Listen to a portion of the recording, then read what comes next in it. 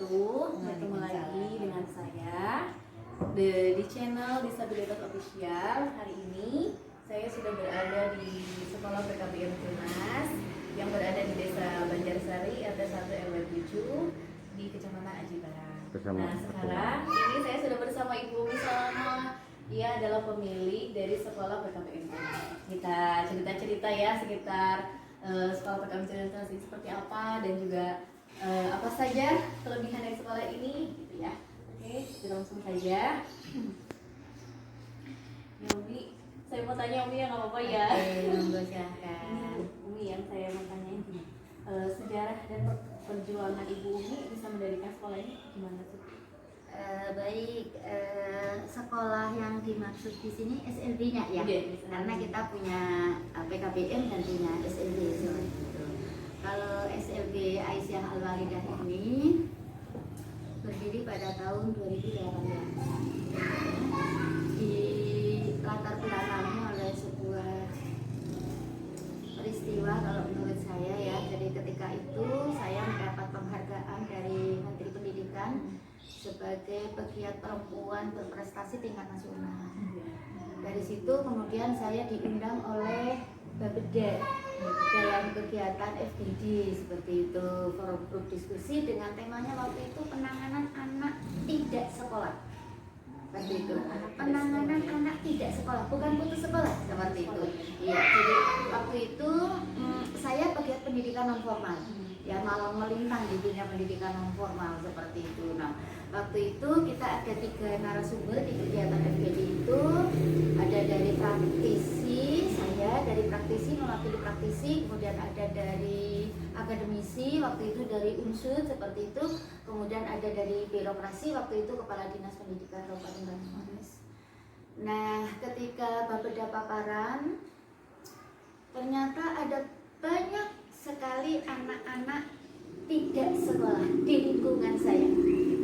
Iya, banyak sekali bayi mim, bayi adres, dan ternyata mayoritasnya didominasi begitu oleh anak-anak berkebutuhan khusus.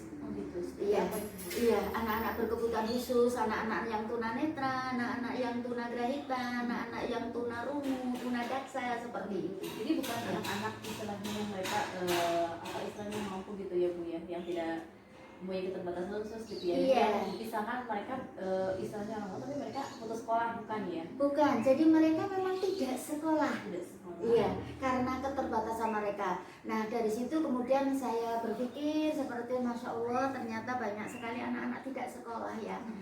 Dan rata-rata dipicu oleh anak-anak berkebutuhan khusus itu. Mungkin sedikit diceritakan bahwa di Kabupaten Banyumas ini hanya ada 3 SLB. Satu di Kecamatan Banyumas, SLB Kuncupmas, 2 di Purwokerto, yaitu Yakut. Yang satu itu SLB C ya, Grahita, kemudian ada SLB B Tunarungu seperti itu. Nah, sementara di wilayah barat, inilah pokoknya karang ke barat lah, ada Aji Barang, Cilongo, kemudian Pakuncen, Gumelar, Mumbir, dan sekitarnya wilayah barat itu belum ada SLB. Dari situ kemudian kita berpikir, kebetulan waktu itu saya baru saja mendirikan ranting Aisyah, ranting Muhammadiyah, ranting Aisyah, baru saja dilantik lah. Ceritanya saya jadi ketua rantingnya seperti ini. Ini pendirian ranting baru ya tahun 2017 akhir waktu itu. 17 pertengahan yang saya dilantik jadi ketua ranting itu, ranting baru, kemudian saya jadi ketua rantingnya seperti itu. Kemudian saya diskusikan dengan teman-teman, kita ini ranting Aisyah baru, belum punya amal usaha apa-apa, mari kita bikin amal usaha seperti itu. Terus saya ceritakan tentang kondisi di lingkungan kita, betapa banyak anak-anak berkebutuhan khusus yang tidak sekolah. Akhirnya setelah diskusi dengan teman-teman, kita sepakat kita mendirikan SLB.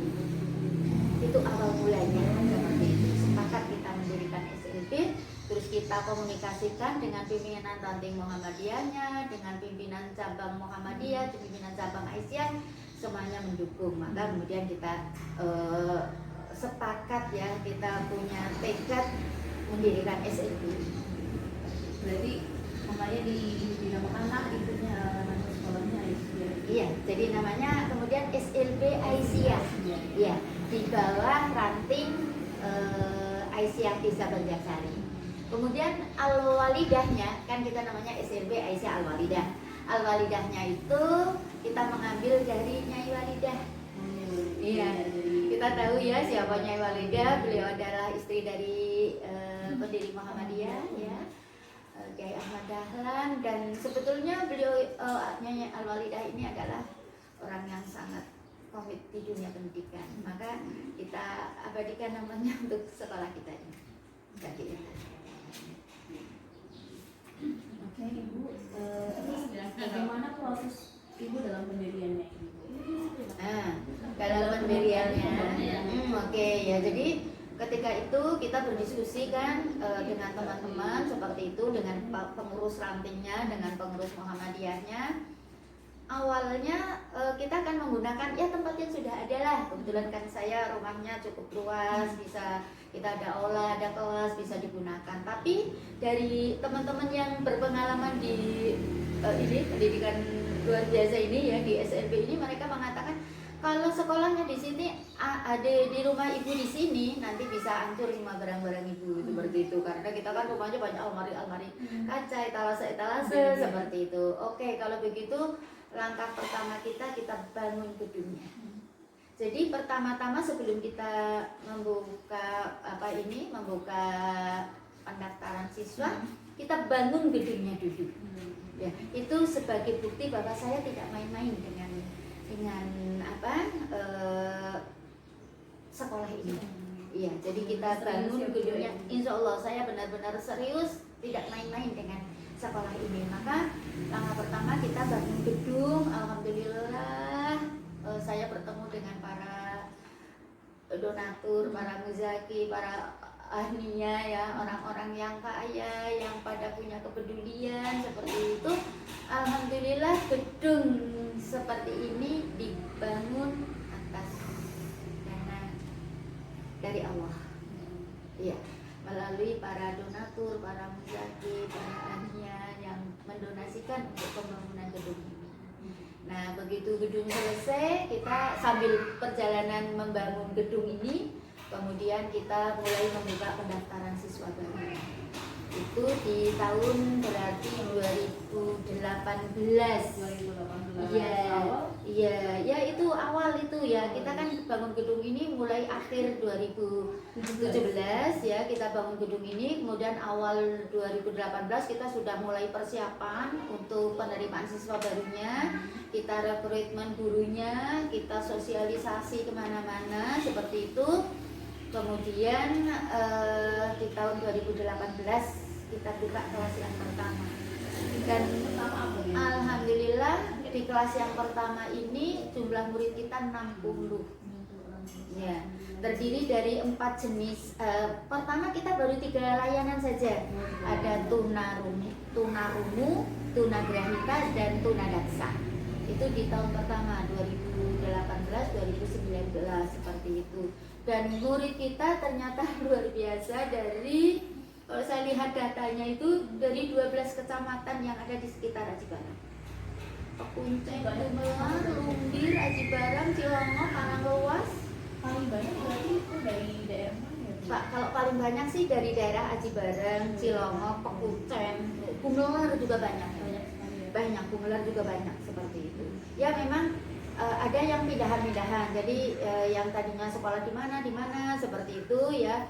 Ada berdiri sekolah yang dekat, lebih dekat seperti itu. Kemudian mereka pada pindah ke sini atas kemauan mereka sendiri. Iya, alhamdulillah. Jadi itu ya awal mulanya kita mendirikan ini ya, tentu saja tidak semulus jalan tol ya. Banyak perjuangan, banyak luar biasa seperti itu. Terus sudah berapa lama Ibu mendirikan sekolah ini? Kan dimulai dari 2018. Iya, 2018, 2019, kemudian tahun kedua 2019-2020 sekarang ini ya, murid kita tambah ya. Di pendaftaran sekarang tercatat murid kita 96 ya, dan kita sudah melayani 4 jenis ketunaan. Jadi iya, jadi 2019 kita buka untuk tunanetranya. Iya, untuk tunanetranya. Terus tahun 2019 ini juga kita buka SMP-nya. SMP-nya. Iya, jadi sekarang kita ada TKLB, ada SDLB, ada SMPLB.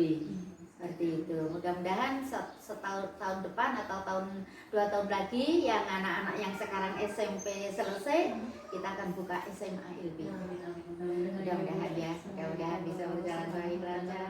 Insya Allah tidak ada, Insya Allah tidak ada niatan apa-apa kecuali menolong sesama. Ya, Insya Allah tidak ada niatan apa-apa kecuali menolong sesama. Terus ini Bu, dalam proses pengajarannya Ibu kan mereka kan pasti kan banyak kekurangannya Ibu ya. Itu gimana Bu, para guru atau Ibu sendiri dalam apa ya proses mengajar mereka, ada kesulitan apa enggak ya? Ya tentu saja. Alhamdulillah kita punya guru-guru yang punya pengalaman di pendidikan luar biasa. Mereka rata-rata sudah pernah mengajar di SLB seperti itu. Terus kita juga punya guru yang dari jurusan PLB, jadi ijazahnya PLB. Kemudian kita juga ada, iya memang dia pendidikan khusus seperti itu. Kemudian kita juga ada dari psikolog, begitu juga kita ada. Sampai sekarang jumlah guru kita itu 10. Kemudian ada 1 TU dan saya selaku penyelenggara. Jadi kita ada 12 orang ini. Iya, ya tentu saja ada banyak ya namanya menangani anak-anak seperti itu ya. Ya pasti ada banyak sedikit-sedikit kesulitan seperti itu ya. Cuma memang kalau SLB ini rasio guru muridnya itu 1:5 kalau idealnya. Ya, idealnya itu 1:5. Jadi 1 guru 5 murid. Iya. Nah, yang kita terapkan di kita karena kita muridnya banyak, gurunya terbatas seperti itu. Kemudian kita kayak kelas 1 misalnya ya. Kelas 1 itu muridnya banyak. Maka kemudian ada yang masuk pagi, ada yang masuk siang, seperti itu. Iya, iya. Jadi di ini, jadi tidak satu kelas baru-baru masuk, enggak, itu enggak bisa. Terlalu banyak anaknya. Maka kemudian kita buat satu pagi dan siang. Jadi supaya bagaimana mereka bisa tertangani dengan maksimal seperti itu. Terus kelas TK-nya juga banyak, kelas persiapannya juga banyak. Kita bikin shift seperti itu. Jam 7.30 sampai jam 10 seperti itu untuk kelas pagi, nanti jam 10.30 sampai jam 12 untuk kelas siang seperti itu agar supaya tertangani semuanya. Kalau untuk yang TK itu apa itu juga khusus untuk itu juga apa ada yang normal gitu? Enggak, kalau kita semua yang sekolah di sini ya anak-anak luar biasa. Anak luar biasa Iya. ya semuanya. Iya. TK-nya juga. Iya, TK-nya juga ada. Kita suka bilang namanya kelas persiapan seperti itu. Iya, ya, siapkan untuk nanti bisa masuk ke SD-nya seperti itu. Seperti itu. Terus ini Bu, apa saja sih kelebihan khusus dari sekolah ini? Ya kelebihannya sih kalau ya sebetulnya kelebihan itu yang memilih orang lain ya, bukan saya ya. Masa saya ngalami dewek seperti itu kan ya bagus lah ya. Kelebihan itu mestinya sih orang lain ya yang menilai ya. Tapi kalau boleh saya ini kan seperti itu mungkin ya kelebihannya anak-anaknya dididik, dibimbing oleh guru-guru yang semuanya itu Sudah profesional, iya. Sudah dalam bidangnya. Iya, ya. Jadi moto kita itu mendidik dengan hati, ya, mendidik, melayani dengan hati, moto kita itu melayani dengan hati, mendidik dengan ilmu dan cinta. Itu. Jadi kita menangani anak-anak harus dengan ilmu. Ya, saya pastikan tidak ada terjadi malpraktek di sini. Seperti itu. Jangan ada malpraktek. Pendidikan yang tidak didasarkan atas ilmu kan bisa jadi malpraktek kita menangani anak-anak. Insya Allah itu tidak ada. Ya, kemudian kita juga melayaninya itu, mendidiknya itu dengan cinta seperti itu. Ya. Jadi dari hati ke hati lah, dari hati lah. Jadi Iya. kita bisa apa ya, bisa tahu gitu Iya, ya. bisa rasakan seperti itu. Rasakan, Seperti itu ya. Terus yang berikutnya tadi yang saya sampaikan, saya punya komitmen bahwa penyelenggaraan SLB ini tidak main-main. Iya, punya komitmen itu tidak main-main. Pokoknya saya berusaha semaksimal mungkin, sebaik mungkin bisa melayani anak-anak baik dari segi prasarana, dari ininya, pelayanannya seperti itu. Kalaupun masih ada kekurangannya, ya manusiawi lah ya, saya mohon maaf seperti itu. Tapi kita berusaha maksimal. Oke. Terus ini Bu yang mau saya tanyakan, fasilitas apa saja sih Bu yang sudah ada di sekolah PKBM Tunas ini? Fasilitasnya yang sudah mendukung. Maaf ya, kita ini sedang berbicara SLB. Beda lagi nanti dengan PKBM gitu ya. PKBM ada sendiri yang kebetulan saya pengelolanya. Kalau sekolah SLB Aisyah Al-Walidah ini kan di bawah naungannya pimpinan ranting Muhammadiyah. Kalau SLB, kalau PKBM beda lagi, ya beda lagi. Cuma kebetulan saja ketua ranting Aisyahnya itu saya, ketua PKBM-nya juga saya. Jadi kita bisa saling sinergi, saling subsidi silang, saling ini sama-sama untuk kepentingan pendidikan, sama-sama melayani orang-orang yang mungkin tidak terlayani seperti itu, yang melayani orang-orang yang tidak tersentuh seperti itu kan ya. Jadi nggak apa-apa, kita jalan bersama-sama seperti itu. Jadi kalau fasilitas-fasilitas yang kita miliki ya ini kita punya gedung yang insya Allah sangat representatif seperti itu. Kemudian pembelajaran ini buku-buku semuanya insya Allah representatif seperti itu. Terus alat-alat keterampilan itu juga insya Allah representatif. Kebetulan PKBM itu punya beberapa alat keterampilan, ada mesin, ada obras, ada komputer Nah itu silakan boleh dipakai sama SLB, itu sama-sama ini seperti itu, iya sama-sama seperti itu, nggak apa-apa seperti itu. Dan alhamdulillah kemarin itu kita dapat program dari dinas sosial, iya, yaitu pelatihan pembuatan tasbih untuk anak-anak SLB. Nah alhamdulillah banget ya, dari situ kemudian anak-anak pada bikin latihan tasbih dan dapat bantuan alatnya. Terima kasih banget ini untuk dinas sosial seperti itu ya. Terima kasih seperti itu, dan insya Allah memang sekarang belum berjalan ya, karena kita masih posisi keadaan pandemi seperti ini ya. Anak-anak juga masih belajar di rumah, kita masih belum berjalan. Tapi insya Allah nanti begitu pandemi selesai, kita akan teruskan program-program keterampilan. Dan mungkin ya belum maksimal ya, mau sekolah kita baru 2 tahun ya.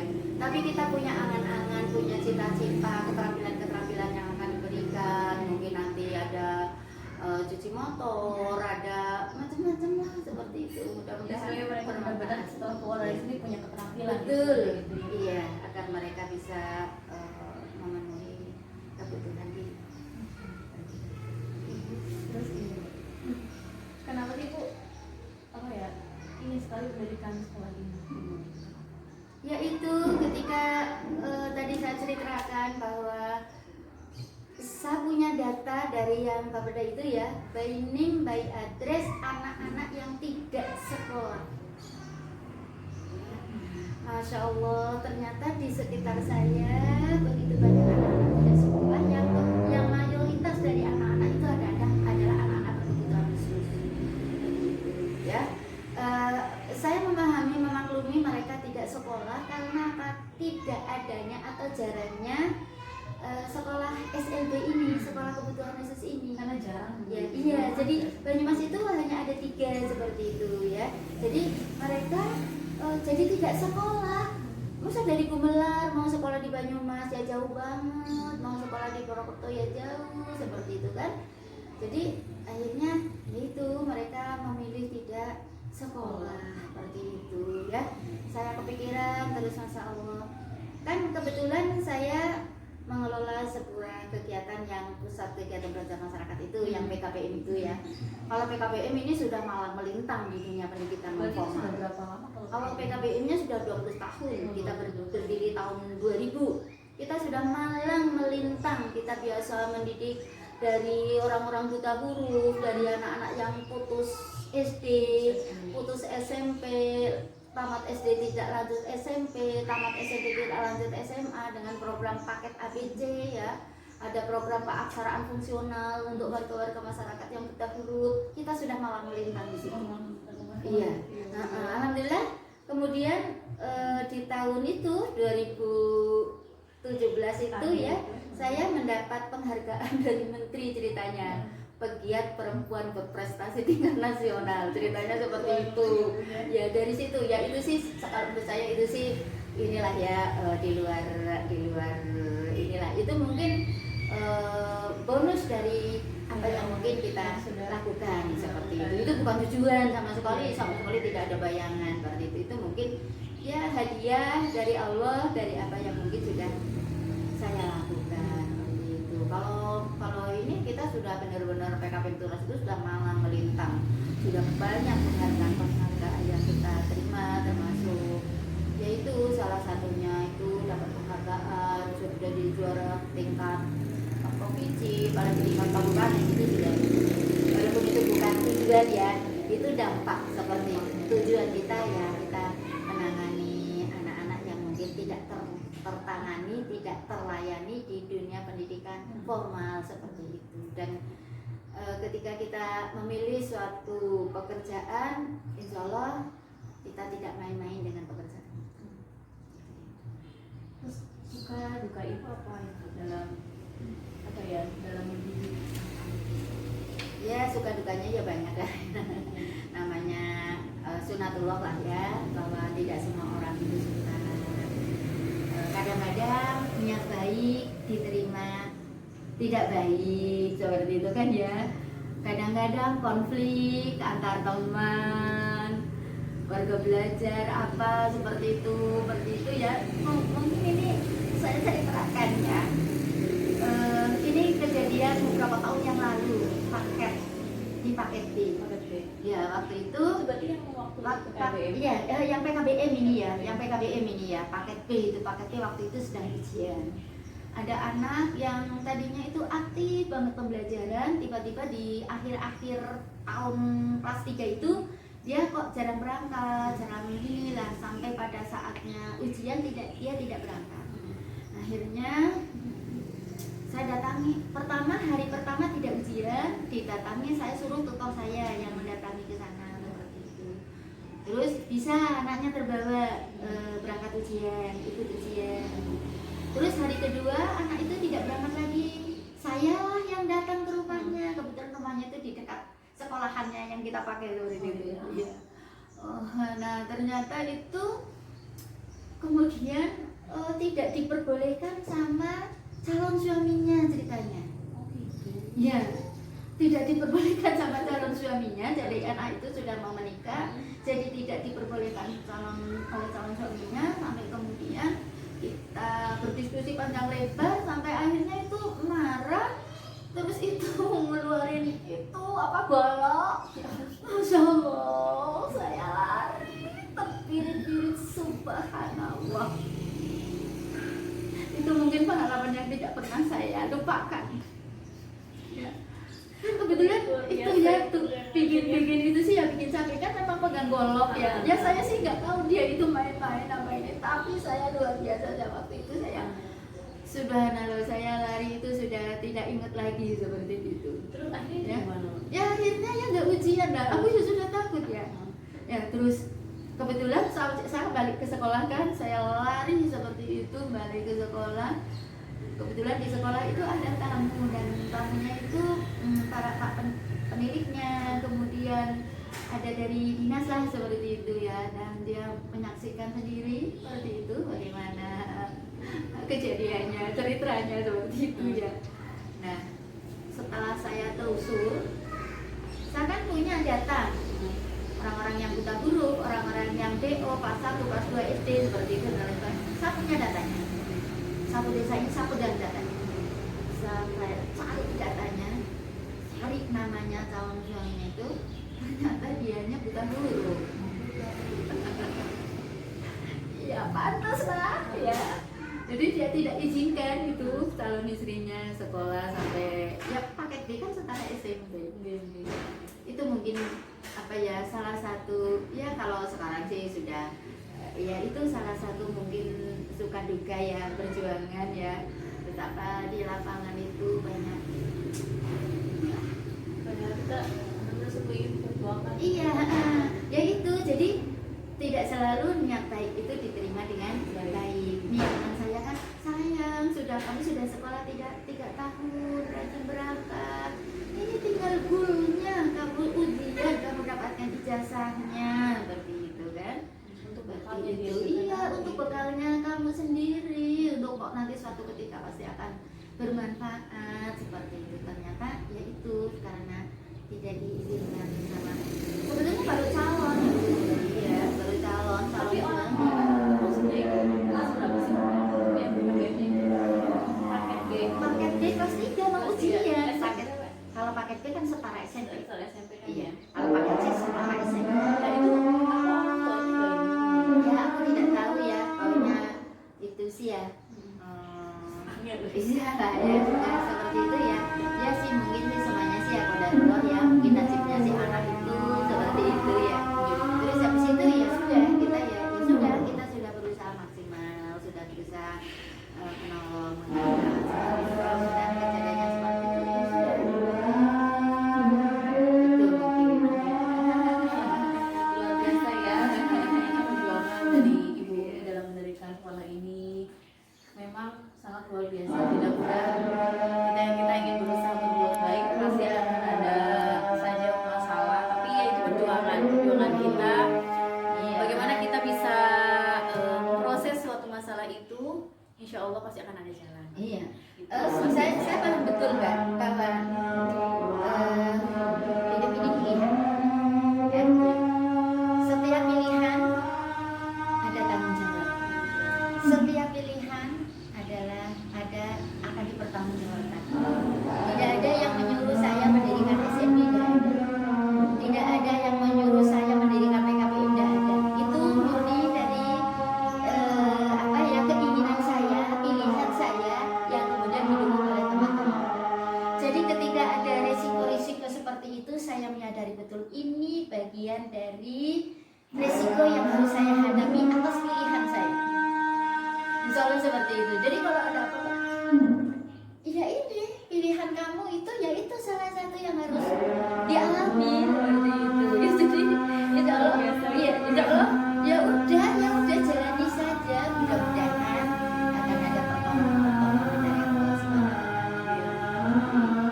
Mungkin itu. Ya itu hal yang Pilihan seperti itu. luar biasa berarti ya semuanya ini perjuangan kita dalam menolong mereka orang-orang yang mempunyai keterbatasan yang kurang. Jadi bagi teman-teman yang di luar sana, rekan-rekan di luar sana, marilah kita juga jadi seperti Ibu Umi gitu ya, menjadi orang tidak berkutik dengan ilmu. Mari kita berusaha untuk mengusahakan mereka-mereka yang tidak bisa sekolah, mereka-mereka yang punya keterbatasan yang kurang. Mari kita angkat mereka dengan cara kita, bukan dengan apapun kita menolong, tapi dengan apa yang kita punya sekarang. Bukan dengan harta. Apa yang kita punya sekarang, ilmu, misalnya ilmu apapun itu bisa kita lakukan. Iya. Yang penting adalah niat kita untuk menolong mereka-mereka gitu. Betul. Karena sedikit ilmu yang kita berikan itu pasti bisa bermanfaat dan itu bisa menjadi ladang pahala bagi kita semua gitu ya. Terus ini Bu, satu kali lagi Bu ya. Ya. Untuk kemarin kan kita sudah mengadakan pelatihan yang komunitas itu ya Bu ya. Betul. Itu kedepannya itu Ibu, apa yang Ibu harapkan dari pelatihan kemarin gitu? Ya, saya berharap ke depan kegiatan pelatihan ini tidak mandek di pelatihan saja ya, tapi ke depan akan ada tindak lanjut antara lain misalnya nanti kita diterapkan hasil pelatihan kemarin, diaplikasikan, diterapkan, dan mudah-mudahan itu menjadi salah satu keunggulan sekolah, menjadi salah satu keterampilan yang akan bisa menjadi jalan rezeki bagi anak-anak. Seperti itu. Saya berharap ke depan itu benar-benar bisa ditindaklanjuti di ini. Kalau sekarang memang kita masih belum lah ya, karena kondisi kita memang belum memungkinkan. Kita masih kondisi pandemi, anak-anak masih belajar di rumah seperti itu, alat-alat juga masih ada di sekolah seperti itu, jadi belum. Tapi nanti begitu keadaan normal, insya Allah kita akan memulai dengan kegiatan-kegiatan produktif dari aspek. Terima kasih semuanya, terima kasih juga Ibu Umi. Terus Ibu Umi, ini ada yang mau Ibu sampaikan lagi Bu, misalkan ini kan masih daerah Jawa Tengah, siapa tahu misalkan memang ada. Ini kan udah mau nanti tahun ajaran baru juga ya Bu ya, siapa tahu untuk daerah Jawa Tengah mereka yang mempunyai anak-anak yang mempunyai keterbatasan nanti bisa dimasukkan ke sini ya Bu ya. Seperti itu. Ini berarti gimana, ada apa aja Bu pelayanan tadi ya? Mohon maaf, mungkin kalau untuk sekarang ini kita masih belum bisa menerima anak yang dari jauh, yang harus tinggal di asrama. Ya, karena kita belum ada asramanya. Ya, kita baru 2 tahun, baru bangun gedung seperti ini saja sudah luar biasa. Mudah-mudahan nanti ke depannya Bu, mudah-mudahan ke depan nanti. Apa yang Ibu harapkan, apa yang Ibu inginkan ya. nanti semuanya diijabah oleh Allah Subhanahu wa taala, sehingga nanti Amin. banyak yang dari jauh yang mereka ingin sekolah, yang memang berbatasan bisa datang ke sini. Saya malah kepengennya SLB ini berbasis pondok. Jadi asrama tapi itu pondok seperti itu ya, berbasis pondok. Karena memang dari awal kita berdiri SLB ini lebih mengedepankan pendidikan agama moral. Seperti itu, pendidikan karakter, pendidikan agama, moral seperti itu, kita lebih menekankan ke situ seperti itu. Karena anak-anak berkebutuhan khusus seperti itu memang harus diperkuat di situ ya. Seperti itu. Jadi itu harus diperkuat, iya, diperkuat betul di bidang karakternya, kemudian agamanya, moralnya, tingkah lakunya seperti itu. Nah, kita kebetulan alhamdulillah dekat dengan masjid ya. Jadi kalau duha seperti itu, anak-anak sholat duha. Ya. Masuk jam pertama masuk, begitu masuk mereka pertama ini bukan langsung pelajaran, tapi mereka menghafal Asmaul Husna, menghafal surat-surat pendek, menghafal hadis-hadis pendek seperti itu. Itu setiap hari. sebelum masuk itu. Sebelum masuk, iya, sebelum pelajaran. Sebelum pelajaran itu kita doa-doa, sholat apa itu. Nah, nanti di waktu istirahat semua anak-anak sholat duha. Nanti di waktu duhur kalau anak-anak yang kecil setengah 11, jam 11 itu yang pulang, yang masih di sini sholat duhur, kita sholat duhur bersama. Iya, seperti itu. Nah, ke depan mudah-mudahan kayaknya mungkin mimpi mudah-mudahan SLB ini berkembang, kemudian nanti ada pondoknya. Saya kepengen banget anak-anak pertama.